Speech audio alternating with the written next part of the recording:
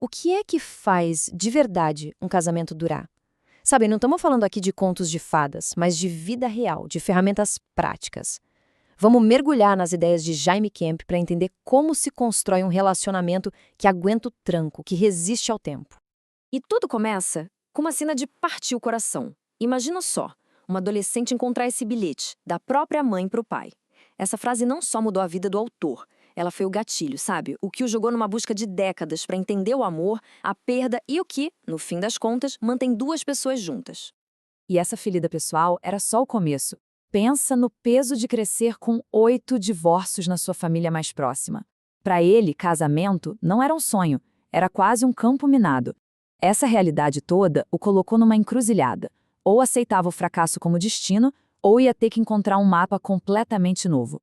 E é essa busca pessoal que nos traz a grande pergunta que a gente vai explorar agora. Como é que se transforma uma história de dor em lições que podem fortalecer qualquer relacionamento? É exatamente isso que a gente vai descobrir. Bom, vamos lá para o primeiro grande pilar. O autor identifica um problema que é muito do nosso tempo, a cultura do eu em primeiro lugar. Ele argumenta que essa mentalidade, super focada na satisfação individual, age como um veneno silencioso em muitos casamentos hoje em dia. O nome que ele dá para isso é filosofia humanista.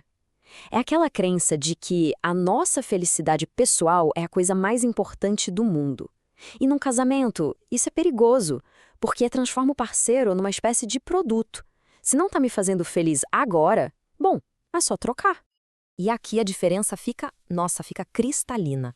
De um lado, tem a mentalidade do o que eu ganho com isso, onde o relacionamento é só um meio para atingir a felicidade pessoal, e do outro, a mentalidade do o que a gente pode construir junto, onde o compromisso é a base, o alicerce, para criar algo que é maior que os dois indivíduos.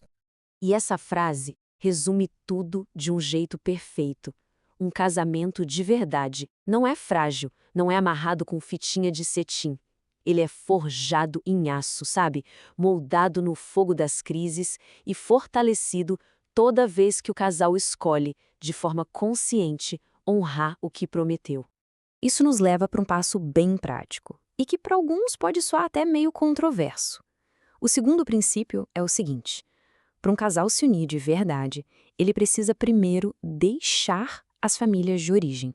Mas o que quer dizer deixar na prática? Não é sobre abandonar ninguém. O autor divide isso em 3 áreas bem claras. Primeiro, a geográfica, criar um espaço físico próprio. Depois, a financeira, ter a própria independência. E a mais importante de todas, a emocional. O parceiro ou a parceira tem que se tornar o principal confidente, a prioridade número 1. E só para deixar bem claro, isso não tem nada a ver com cortar laço. É sobre redefinir o centro do universo de cada um. Os pais continuam sendo super importantes, claro, mas o casamento passa a ser o novo núcleo, a fundação da nova família que está começando.